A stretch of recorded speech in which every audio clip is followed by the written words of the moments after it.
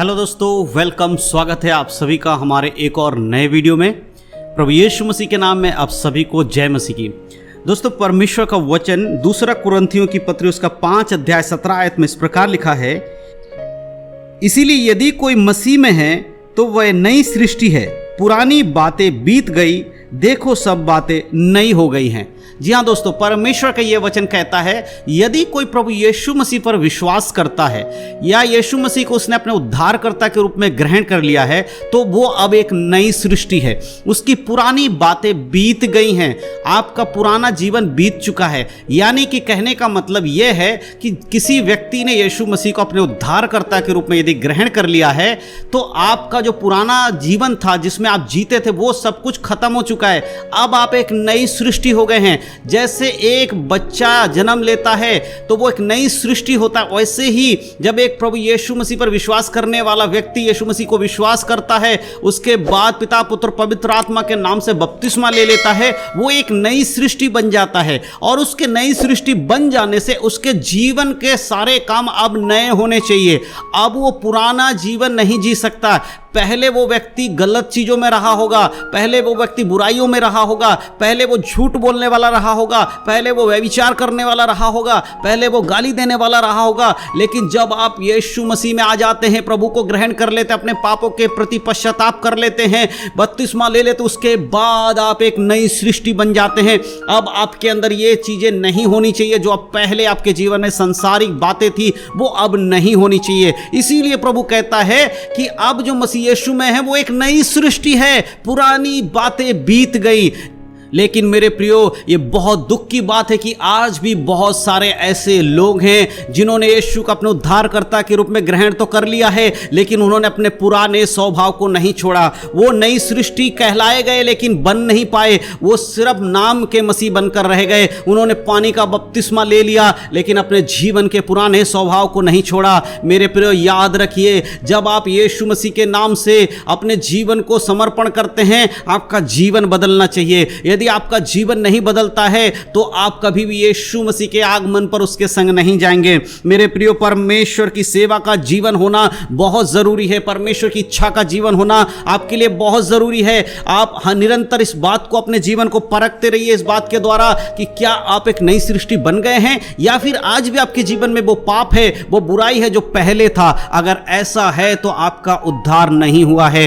चाहे आप कितनी भी बार जल का बपतिस्मा ले ले, चाहे कितनी भी बार आप यीशु मसीह को अपने उद्धारकर्ता के रूप में ग्रहण कर ले, यदि आपने मन नहीं फिराया है, पापों से मन नहीं फिराया है, बुराई से अपने आप को दूर नहीं किया है, एक पवित्र जीवन अगर आप नहीं जीते हैं, परमेश्वर के वचन के अनुसार नहीं चलते हैं, आपका उद्धार नहीं हुआ है। इस बात को आप याद रखिए। परमेश्वर आपसे यह आशा नहीं रखते। प्रभु का वचन कहता, रोमियो उसका 12 अध्याय उसके 1 आयत में इस प्रकार लिखा है, इसीलिए हे भाइयों, मैं तुम्हें परमेश्वर की दया स्मरण दिलाकर विनती करता हूं कि अपने शरीरों को जीवित, पवित्र और परमेश्वर को भावता हुआ बलिदान करके चढ़ाओ। हालेलुया, यही तुम्हारी आत्मिक सेवा है।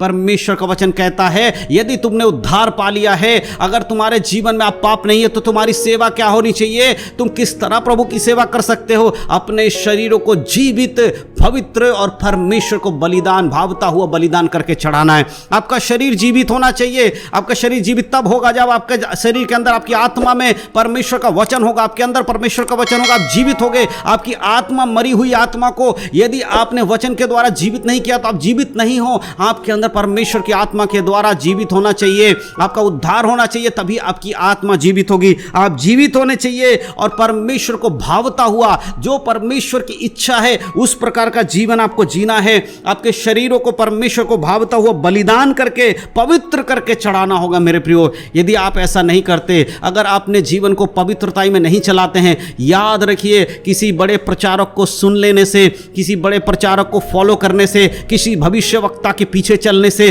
किसी के हाथों के द्वारा ले हैंड प्रेयर करा लेने से, किसी के तेल पानी का अभिषेक ले लेने से आप पवित्र नहीं होते हैं। आप पवित्र होते हैं यीशु के लहू के द्वारा। यीशु मसीह के लहू के द्वारा पवित्र होते हैं, उन उसे अपने उद्धारकर्ता के रूप में ग्रहण करके पाप से छुटकारा पाकर आप पवित्र होते हैं। किसी के कहने से आप पवित्र नहीं होते। इस जगत में कोई और दूसरा नाम नहीं जिसके द्वारा मनुष्य जाति का उद्धार हो सके। स्वर्ग के नीचे पृथ्वी के ऊपर एक ही नाम दिया गया है और वो नाम है प्रभु यीशु मसीह का नाम। इसीलिए बहुत जरूरी है कि आप अपने जीवन को परखें। इस संसार के सदृश मत बनिए। उसके दूसरे आयत में लिखा है, रोमियो 12 अध्याय के 2 में लिखा है, इसीलिए संसार के सदृश ना बनो, परंतु तुम्हारे मन के नए हो जाने से तुम्हारा चाल चलन भी बदलता जाए, जिससे तुम परमेश्वर की भली और भावती और सिद्ध इच्छा अनुभव से मालूम करते रहो।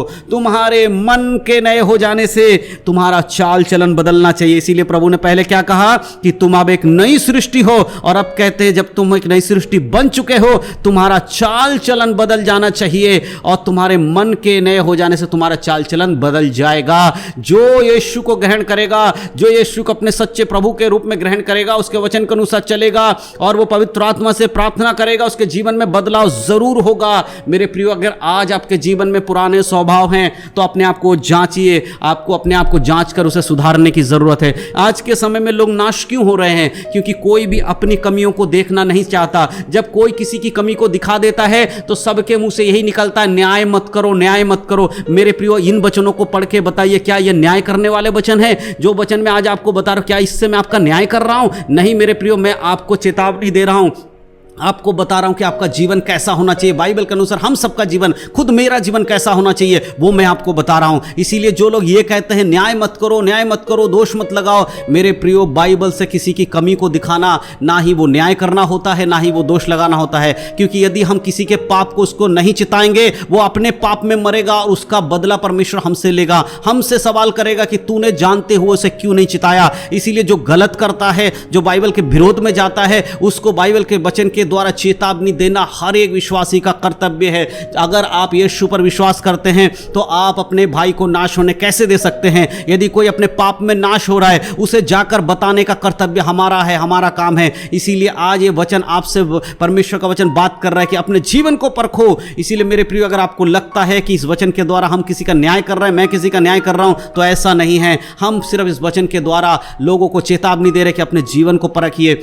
जो इन वचनों के आधारित अपने जीवन को परखेगा, उसे सुधारेगा, वो स्वर्ग में जाएगा। अन्यथा जो नहीं परखेगा, अभी बात को सुनकर चला जाएगा, ठट्ठों में उड़ा देगा, वो अनंत काल के नरक में डाला जाएगा। ये सबके हाथ में है। अपना जीवन आप कैसे चलाते हैं ये आपके हाथ में है। लेकिन याद रखिए, अगर आप वचन के अनुसार करेक्ट नहीं हुए, यदि आपने वचन के अनुसार जीवन नहीं जिया, यदि आप एक नई सृष्टि बनने के बाद भी अपने पुराने स्वभाव को आपने नहीं छोड़ा, यदि आपने यीशु मसीह को ग्रहण करने के बाद भी अपने पाप का जीवन जीते हुए आगे बढ़ रहे हो, तो यीशु मसीह जब बादलों पर आएंगे वो आपको लेकर नहीं जाएंगे। चाहे आप कितने भी बड़े विश्वासी बनने की कोशिश करें, चाहे आप कितने भी बड़े कलीसिया के मेंबर हो, चाहे आपका पास्टर कोई भी हो, लेकिन अगर आपका जीवन पवित्र नहीं है तो कभी भी आप यीशु मसीह के संग स्वर्ग में नहीं जाओगे। यही सत्य है, क्योंकि वचन में लिखा है कि जब वो आएगा तुरही फूकी जाएगी, तो जो मसीह में है वो उसके संग स्वर्ग में उठाए जाएंगे, और जो मसीह में मुर्दे हैं सबसे पहले वे जी उठेंगे। इसलिए अपने जीवन को परखें, वचन के अनुसार देखें कौन क्या कहता है, उससे बढ़कर बाइबल क्या कहती है, इस पर गौर करें, क्योंकि बाइबल के वचन ही आपको